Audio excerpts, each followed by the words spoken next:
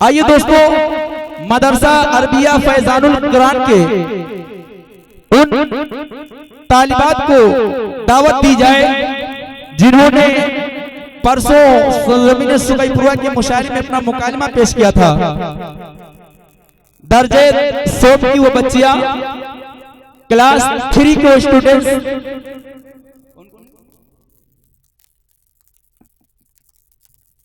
साइना खातून, मोहम्मद असलम और मुस्कान बानो, साबिर अली उर्फ पहलू, इनसे गुजारिश की जा रही है कि वो तशरीफ लाएं और अपना मुकालमा पेश करें।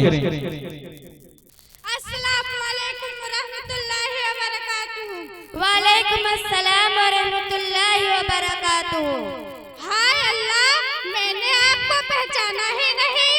अच्छा, बचपन की सहेली और पहचानने से इनकार कर रही हो। ओहो, आप तो बुरा मान गई। आपने दरअसल मेकअप इतना किया है कि मैं सोच में पड़ गई कि आप जोहरा है या कोई और है। लीजिए, आपने तो हम पर तंज ही शुरू कर दिया। अरे बहन, मैंने तंज नहीं किया है, बल्कि आपके इस हुलिया को देखकर ताज्जुब हुआ। क्यों बहन, किस चीज पर आपको ताज्जुब हुआ? आपके इस मेकअप पर। क्या मेकअप करना और सजना संवरना हमारे लिए जायज नहीं है? अरे बहन, सजना संवरना हमारे लिए जायज तो है, लेकिन इस तरीके से नहीं जो आपने इख्तियार कर रखा है। बहन, हमारे इस तरीके में कौन सी बुराई है? अरे बहन, आपने होठों पर लिपस्टिक और नाखूनों पर पालिश लगा रखी है। और सुन मेरी प्यारी बहन, इन चीजों में सुअर की चर्बी मिली रहती है और अल्लाह ताला ने इसके बाल बाल को हराम करार दिया है, और हम इस हराम चीजों से अपने होठों और हाथों को सजाते हैं। छी छी बहन, आपने किस चीज का नाम ले लिया है? आपने तो हमारा मूड ही खराब कर दिया। और सुनो मेरी प्यारी बहन, इसके लगे रहने से न तो नमाज सही हो सकती है और न ही कुरान को हाथों में ले सकते हैं। ऐसी औरतें जिस घर में रहेंगी, फरिश्ते भी उस घर में दाखिल नहीं होंगे।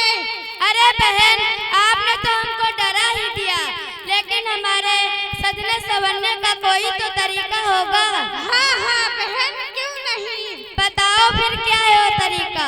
हम मुसलमान औरतें सुबह उठकर क्रीम, पाउडर, लिपस्टिक और नाखून पालिश की जगह वजू के पाक व साफ पानी को अपने चेहरे पर लगाएं। फिर काजल की जगह कुरान पाक की लोरी को अपने आँखों में लगाएं। फिर लिपस्टिक की जगह कुरान पाक की तिलावत से अपने होठों को सजाएं। यही चीजें हमारे चेहरे को निखार सकती हैं और चमका सकती हैं।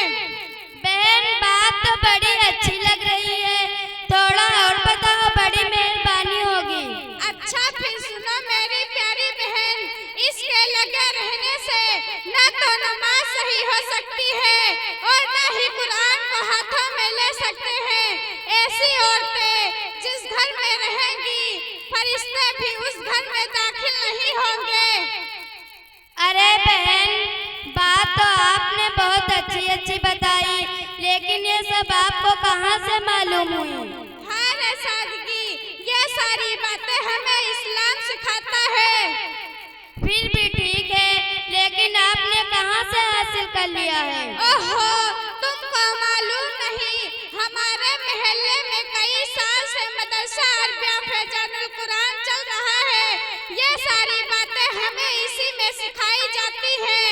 मेरी अच्छी बहन, तुम भी इसी मदरसे में आ जाओ, फिर हम मिलकर इस्लामी तरीके सीखेंगे और अपनी बहनों को सिखाएंगे। इंशाअल्लाह मैं आपसे वादा करती हूँ कि इस काम में आपका पूरा साथ दूंगी।